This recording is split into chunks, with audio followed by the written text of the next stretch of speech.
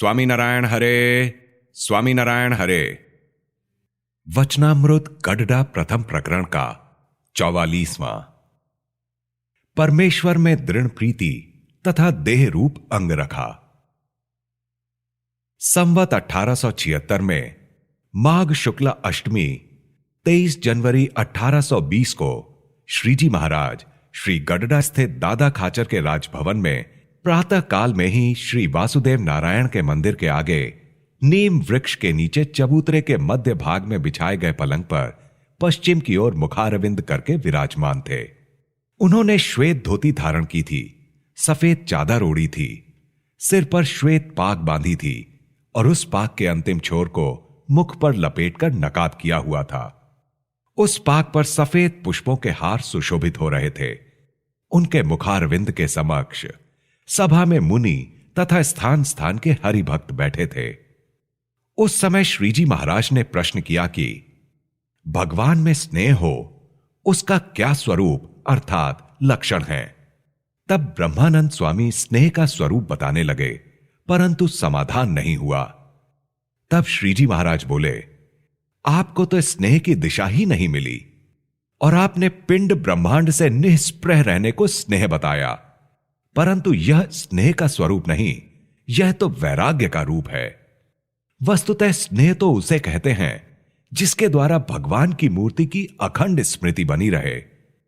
जिस भक्त का पूर्ण स्नेह भगवान में रहता हो उसे तो भगवान के सिवा अन्य संकल्प होता ही नहीं, और यदि भगवान के बिना अन्य संकल्प होते हैं तो उसके स्नेह में उतनी कमी है, तथा जिसे भगवान से पूर्ण स्नेह हो उसे जाने अनजाने में यदि भगवान की मूर्ति के सिवा अन्य कोई भी संकल्प हो गया तो उसे इतना असह कष्ट होता है कि जिस प्रकार 5 प्रकार के स्वादिष्ट भोजन करते समय किसी के द्वारा अंजलि भरकर कंकड़ और मिट्टी डाले जाने पर होता है, अथवा भाल में किसी तप्त मुद्रा दाग दिए जाने पर होता है, इस तरह भगवान के बिना मन में दूसरा संकल्प उठने पर ऐसा कष्ट होता हो तो समझें कि उसे भगवान से प्रीति है।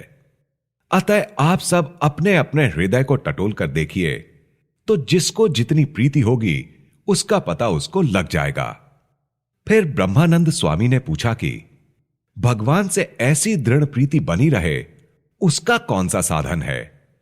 तब श्रीजी महाराज कहने लगे कि सत्पुरुष का प्रसंग अर्थात आत्मबुद्धि पूर्वक जुड़ जाना ही परमेश्वर में दृढ़ प्रीति होने का कारण होता है। फिर सोमला खाचर बोले कि ऐसा प्रसंग तो बहुत करते हैं, फिर भी ऐसी दृढ़ प्रीति क्यों नहीं होती। तब श्रीजी महाराज ने उत्तर देते हुए कहा कि आप प्रसंग तो करते हैं, परंतु उसमें भी आधा प्रसंग हमारा और आधा प्रसंग जगत संसार का करते हैं, इसी कारण भगवान में दृढ़ प्रीति नहीं होती। इसके बाद गांव वसों के विप्रवाला ध्रुव ने प्रश्न पूछा कि हे महाराज, देह तथा देह के संबंधियों में अहंता ममता के जो संकल्प होते रहते हैं उन्हें कैसे मिटाया जाए। तब श्रीजी महाराज ने कहा कि वह तो जीव को विपरीत भावना हुई है कि वह स्वयं को देह से पृथक रहने वाली जीवात्मा नहीं समझता, किंतु देह रूप ही समझता है, और उस जीवात्मा में देह भाव किस प्रकार लिपटा हुआ है वह बताते हैं।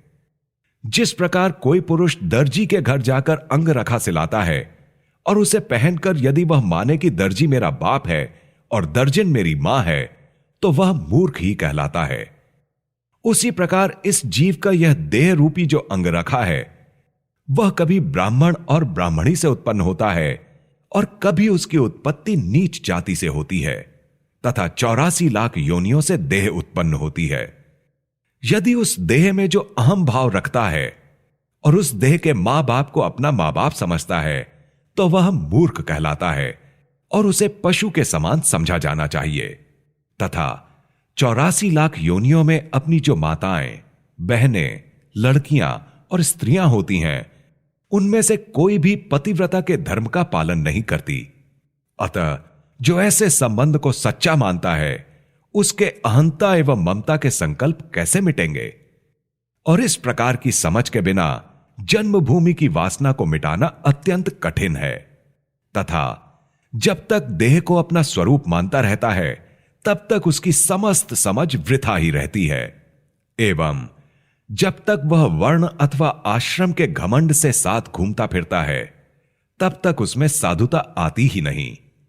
इसीलिए देह तथा देह के संबंधियों के साथ रहने वाली अहंता तथा ममता दोनों का परित्याग करके अपनी आत्मा को ब्रह्म रूप मानकर तथा समस्त वासनाओं का त्याग करके जो पुरुष स्वधर्म रत रहते हुए भगवान का भजन करता है वह साधु कहलाता है।